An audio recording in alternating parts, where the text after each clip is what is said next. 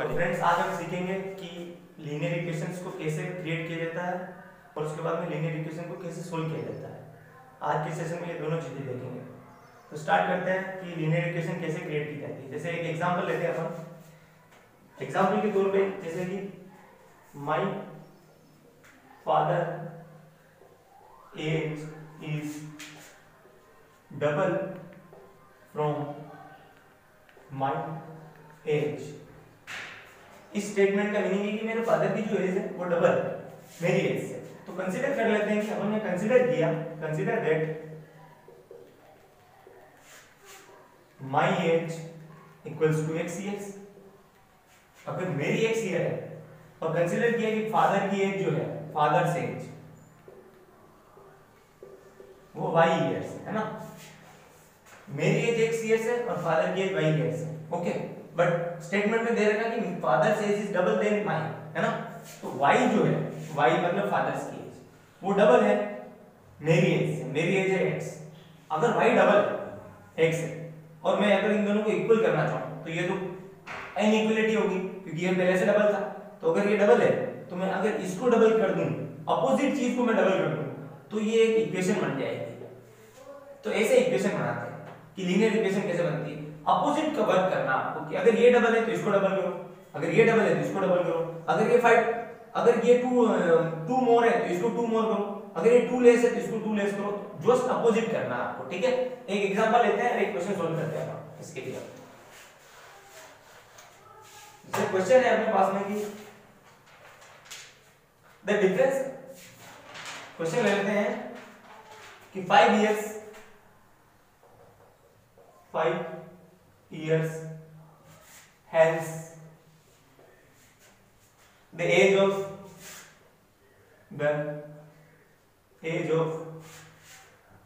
Kamlesh is will be 3 times than the age of Kamlesh सन। कि कमलेश के सन की जो एज है वो 1/3 टाइम है कमलेश की एज की। या फिर ऐसे कह दें कि कमलेश की जो एज है वो उसके बेटे की एज से 3 टाइम्स है। The age of Kamlesh will be 3 times. तो एज ऑफ कमलेश जो है 3 टाइम्स है, किससे? उसके बेटे से। और नेक्स्ट स्टेटमेंट दे रखा है 5 years ago, एगो मतलब पहले, है ना। 5 साल पहले की बात कर रहा, अभी की नहीं, प्रेजेंट की नहीं, 5 साल पहले की। तो 5 years ago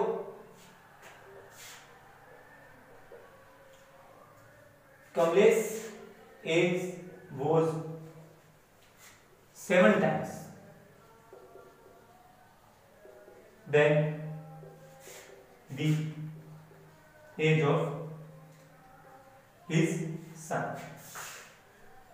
दूसरा स्टेटमेंट क्या दे रहा है कि 5 साल पहले की बात है कि कमलेश की जो एज है वो 7 टाइम्स थी उसके सन की एज की। ऑब्वियसली बात है कि फादर की एज ज्यादा ही होगी, मतलब फादर 7 टाइम्स थे कमलेश के बच्चे से, मतलब कमलेश जी 7 टाइम्स बड़े थे अपने बच्चे से। 2 स्टेटमेंट है और पहला स्टेटमेंट ही यहाँ पहले स्टेटमेंट से हमारे को एक इक्वेशन बनानी है, एक दूसरे स्टेटमेंट से इक्वेशन बनानी है। चलो स्टार्ट करते हैं। तो कंसीडर किया हमने, कंसीडर कि कमलेश की जो एज है, कमलेश एज, उसको x कंसीडर कर लिया, x ईयर, ओके। और उसके जो सन है, सन की एज है उसको y ईयर कंसीडर कर लिया, ओके। अब अपन रिलेशनशिप सेट करेंगे, x और y को अपन ने इक्वल कर दिया, बट इक्वल है तो नहीं।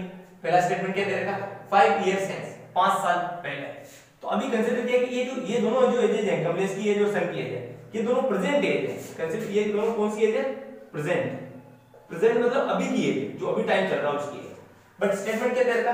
5 years hence, 5 साल बाद में, 5 साल बाद की बात कर रहा। तो 5 साल बाद में क्या हो जाएगा? अभी x और y ईयर्स है, तो 5 साल बाद में कितने हो जाएंगे?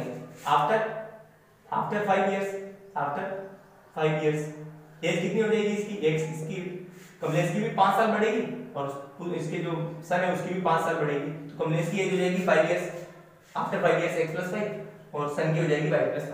अब स्टेटमेंट क्या?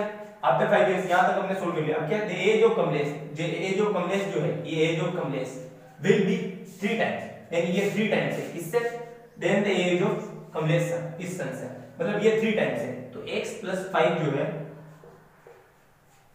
वो 3 टाइम्स है y + 5 से। ये 3 टाइम्स है ना, फादर की एज 3 टाइम्स है, फादर की एज अगर 3 टाइम्स है तो हमें क्या करना पड़ेगा, इसकी सन की एज को 3 टाइम्स करना पड़ेगा, तभी तो इक्वल होगा।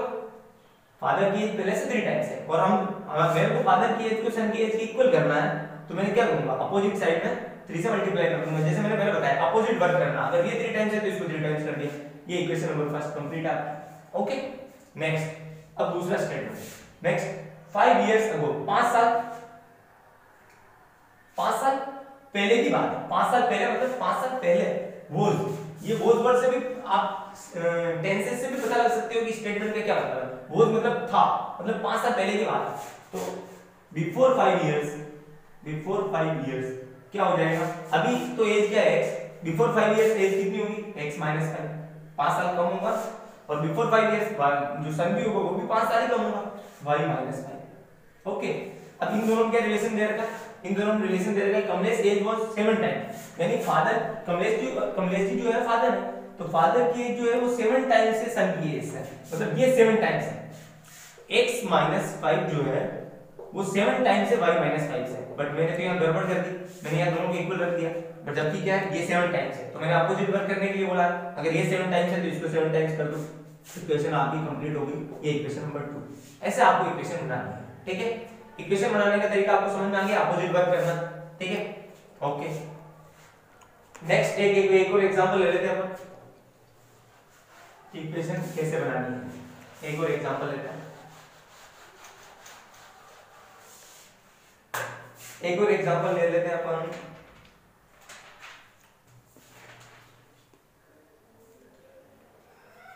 एक फ्रैक्शन वाला एग्जांपल लेते हैं, सिंपल सा एग्जांपल नंबर 2। जैसे देखो, a fraction becomes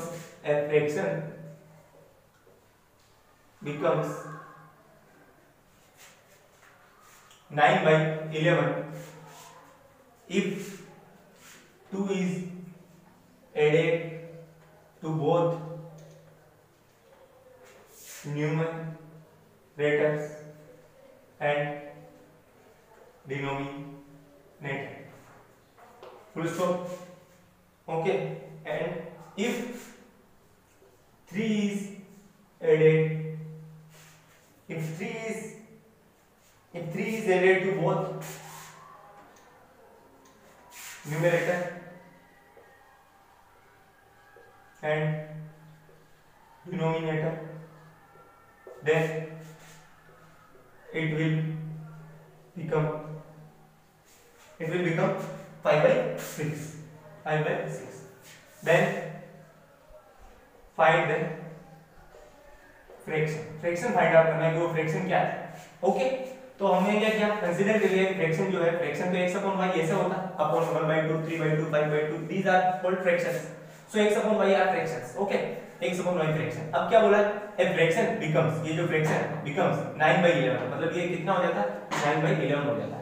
कब, कंडीशन देखो, if 2 is added, 2 ऐड करना है इसमें, to both the numerator इसको बोलते हैं, डिनोमिनेटर इसको, न्यूमरेटर एंड डिनोमिनेटर। तो न्यूमरेटर एंड डिनोमिनेटर मतलब न्यूमरेटर में भी 2 ऐड करो एंड डिनोमिनेटर में भी अगर 2 ऐड कर दो, तो ये जो फ्रैक्शन है ये 9/11 हो जाता है। तो हो गया कंप्लीट नॉर्मल, ये equation number first. Second, fraction क्या था अपना, x/y था। नेक्स्ट स्टेटमेंट क्या, if 3 is added to both the numerator and denominator, तो न्यूमरेटर में भी 3 ऐड और डिनोमिनेटर में भी 3 ऐड, तो it will become 5/6। ये दोनों इक्वेशन कंप्लीट आ गए। अब दोनों इक्वेशन को सोल्व करना कैसे सीखना है वो अभी स्टार्ट करते हैं। इक्वेशन को सोल्व कैसे करना है।